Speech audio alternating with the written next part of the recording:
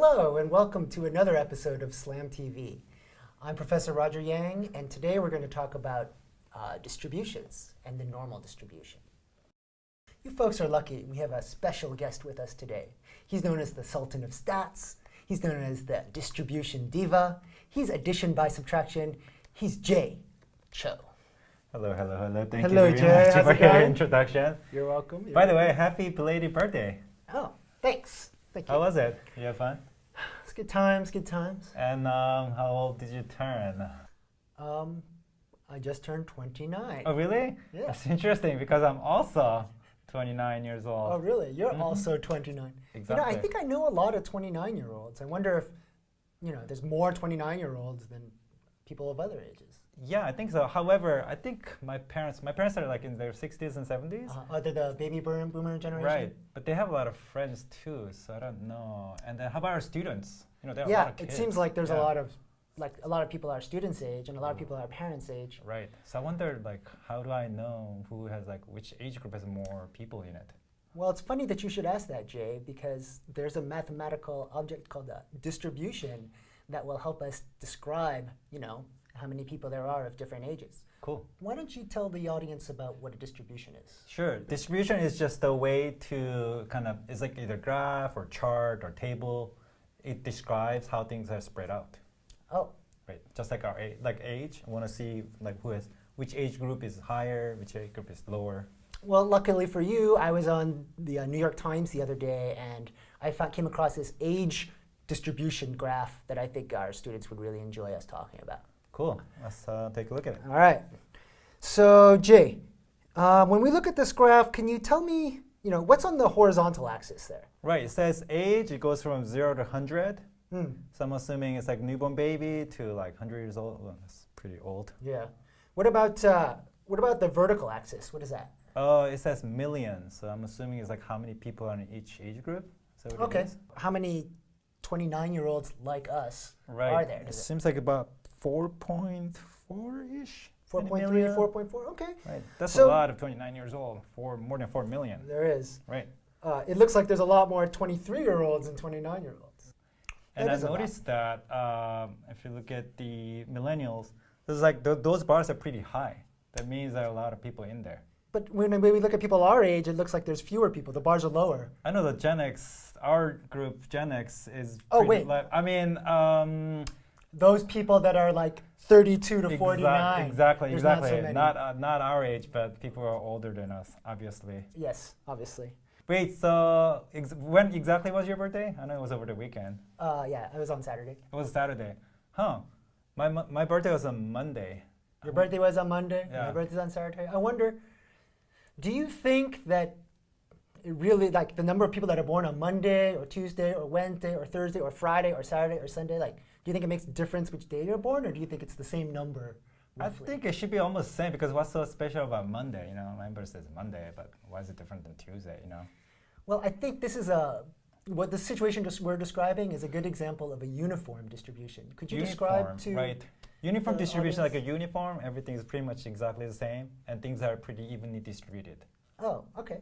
So if we look at the graph of the uniform distribution, basically just kind of looks like a horizontal line going across. Right, it. it's pretty much just a straight line. There's and no up and down. Everything's evenly distributed. That makes a lot of sense. Right. I mean, the word uniform means the same, so you expect those frequencies, the number of people that were born on Monday, Tuesday, Wednesday, Thursday, Friday, to be the same. Exactly. Cool. Exactly. Jay, I've heard of another very famous type of distribution called a bell curve or something. Like Taco Bell? Bell curve? I think it's also called a normal distribution. In all seriousness, can you describe to our audience what this bell curve or normal distribution Right, is? it says bell curve, like a bell as in, it looked kind of like this. Like Taco Bell? Taco Bell, sure. So obviously the right in the middle is the average. It's like a mean value. Oh, okay, so the mean is always in the middle of a normal distribution? Exactly. Okay. And if you kind of look at the graph, you notice that the middle is pretty high, and then as you go away from the mean, it gets pretty low. That means there's not much stuff happening away from the mean. So you're saying that most of the stuff is sort of clustered around the mean, And then the further away you get from the mean, the fewer, number of people or whatever there are. Right. I think height is a pretty good example of normal distribution. Oh, so height is normally distributed? Right. The average height is 5'10", I believe. 5'10". Yeah, that's about 70 inches. Right. So most people I know is around 5'10". Oh, okay. There are only a few. Think of like friends who are really tall, taller than maybe 6'4", 6'5". Oh, like my friend Yao Ming, or my friend Andre the Giant. Sure. Well, right. what about those people that are a little bit shorter? Those people that are like shorter than 5'4". Oh, like my friend Frodo or Sam. Oh, you're friends with those guys? Sure. He took my ring. When's he gonna return it? Anyways, I heard that there's two real numbers that you care about when you're talking about a normal distribution, and I understand that the mean is a number that tells me like where the middle is. Exactly. This other number is standard deviation. How does standard deviation affect our bell curve? Right. Standard deviation kind of tells you how things are spread out. So if you have a big standard deviation, things are gonna spread out. Like, does that make my bell like fatter or thinner? It's fatter, more spread out, so it's gonna be like spread out wide. What about a smaller standard deviation? That's gonna make the curve narrower.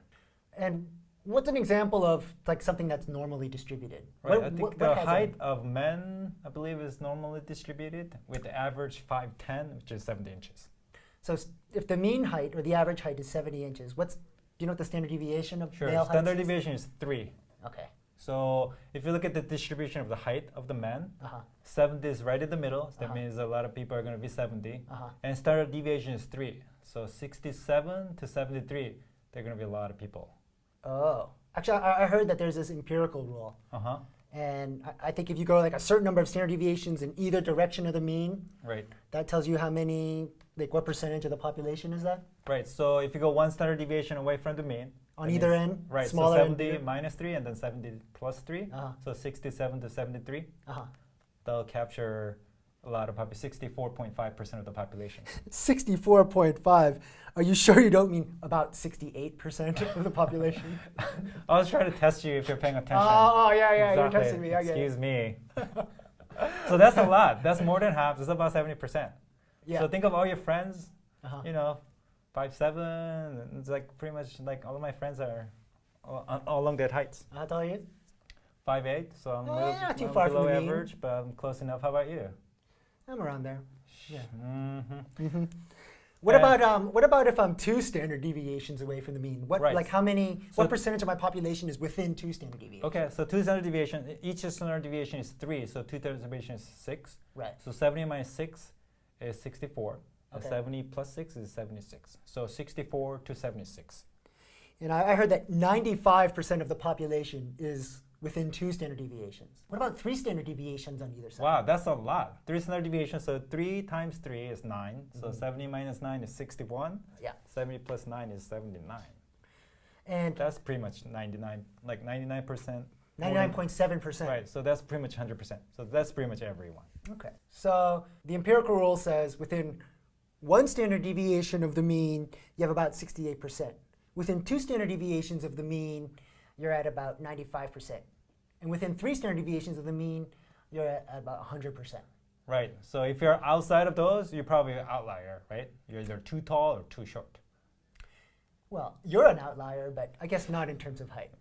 This concludes our episode of Slam TV. See you next time.